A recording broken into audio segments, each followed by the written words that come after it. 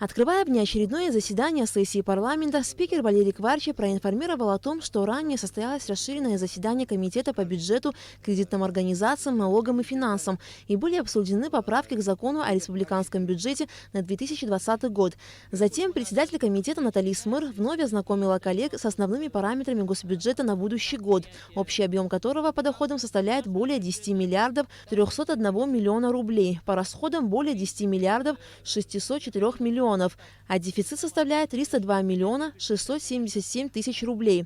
После этого депутаты перешли к обсуждению предложенных поправок, а именно увеличение размера доплат к пенсиям граждан Абхазии, не получающим российскую пенсию. Все эти замечания, если вы, друзья, бывали на всех комитетских заседаниях до того, вот, Илья Чичикович, мы постоянно, я говорила, софинансирование 453 миллиона, должно быть увеличены параметры, мы настаивали. И что самое еще интересное, не будут изменены межбюджетные трансферты, тоже хорошо, районы получат все свои деньги.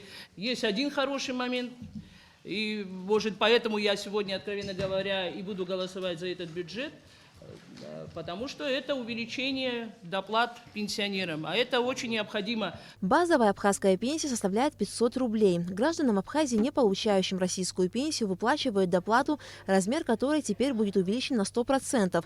К примеру, если доплата к пенсии ранее составляла 1000 рублей, то теперь пенсионер будет получать 2000 рублей, без учета фиксированной ставки пенсии. Увеличение доплат к пенсиям предполагается за счет перераспределения части средств, предусмотренных соглашением между Абхазией и Россией о софинансировании зарплат бюджетникам республики.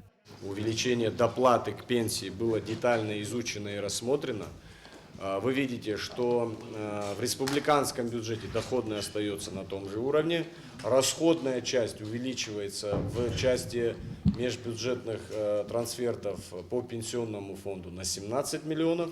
И 32 миллиона расходная часть увеличивается по тем предложениям профильного комитета, которые были озвучены.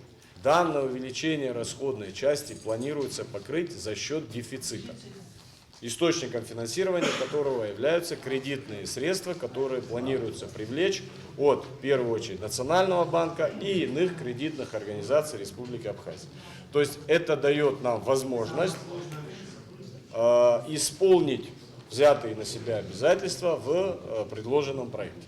Некоторые депутаты высказались против принятия закона о республиканском бюджете на 2020 год. К примеру, Рауль Лоло считает, что внесенные в него поправки незначительны. В нем не заложено никакие положительные показатели для нашей страны. И этот бюджет не отражает реальным положением дел. Я вас прошу, примите единственное верное для себя решение. После детального обсуждения законопроекта о республиканском бюджете на 2020 год с учетом внесенных поправок был принят во втором и окончательном чтении. Депутаты, не согласные с данным решением, покинули зал заседаний. На последнем в этом году заседании сессии парламента народные избранники во втором и окончательном чтении также приняли бюджеты 6 государственных фондов – пенсионного, фонда репатриации, внебюджетного фонда инвалидов Отечественной войны народа Абхазии, дорожного, фондов обязательного медицинского и социального страхования. Аля Катрап, Степан Мартиросян, Руслан Орлов, Абхазское телевидение.